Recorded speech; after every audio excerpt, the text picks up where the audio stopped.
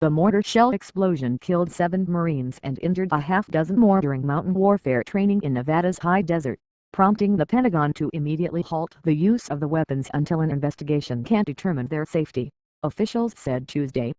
The explosion occurred Monday night at the Hawthorne Army Depot, a sprawling facility used by troops heading overseas, during an exercise involving the 2nd Marine Expeditionary Force from Camp Lejeune, Tennessee.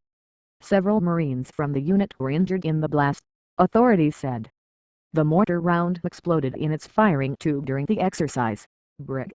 General Jim Lukeman said at a news conference at Camp Lejeune. He said investigators were trying to determine the cause of the malfunction. The Pentagon expanded the temporary ban to prohibit the military from firing any 60mm mortar rounds until the results of the investigation. The Marine Corps said Tuesday a blanket suspension of 60mm mortars and associated firing tubes is in effect. The Pentagon earlier had suspended use of all high-explosive and illumination mortar rounds that were in the same manufacturing lots as ones fired in Nevada. It was not immediately clear whether more than a single round exploded, the Marine Corps official said, speaking on condition of anonymity because the official wasn't authorized to speak about an ongoing investigation. 8 men under the age of 30 were taken to Reno Regional Medical Center in Reno with injuries, such as penetrating trauma, fractures and vascular injuries. 1 of them died, 4 were in serious condition, 2 were in fair condition and another was discharged, said spokesman Mark Ernest. The identities of those killed won't be released until 24 hours after their families are notified.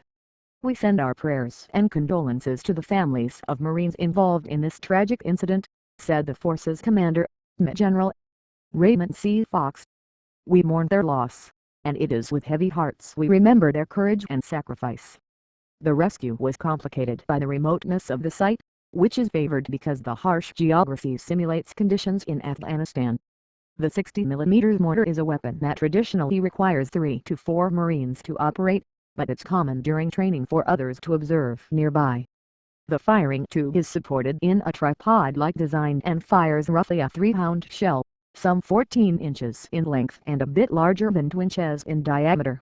The mortar has changed little since World War II and remains one of the simplest weapons to operate, which is why it is found at the lowest level of infantry units, said Joseph Trevithick, the mortar expert with globalsecurity.org.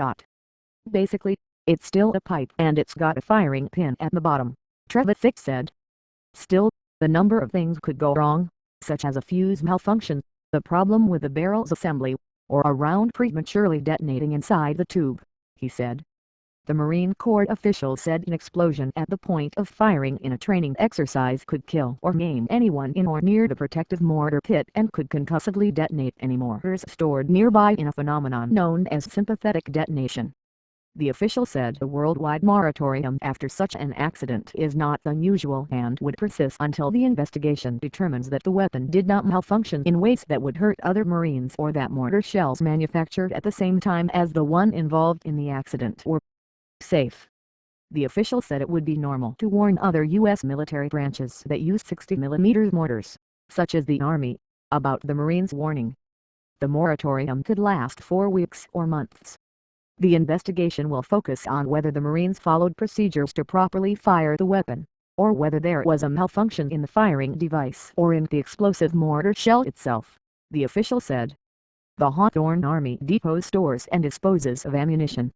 The facility is made up of hundreds of buildings spread over more than 230 square miles, and bunkers. Sagebrush-covered hills visible from the highway.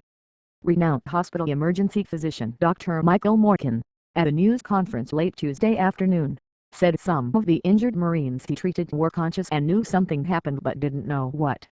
He said he's fairly confident that one of the most seriously injured Marines wouldn't have survived had it not been for the response of a CareFlight medical helicopter to the remote site near Hawthorne, 140 miles southeast of Reno. Morkin said the Marines mostly suffered blunt force trauma from shrapnel. They're injuries of varying severity to varying parts of the body. They're complicated injuries to deal with, he said. Retired Nevada State Archivist Guy Rocha said the facility opened in 1930, 4 years after the lightning-sparked explosion virtually destroyed the Lake Denmark Naval Ammunition Depot in Norton, New Jersey, about 40 miles west of New York City.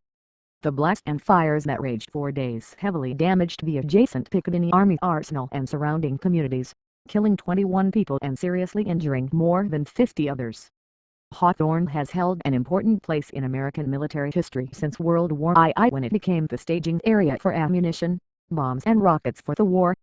The Nevada Division of Environmental Protection says that the depot employed more than 5,500 people at its peak. The facility was considered safely remote, but strategically close to Navy bases in California. Rocha said he was unaware of any other catastrophic event at the depot over the years it served as a munitions repository.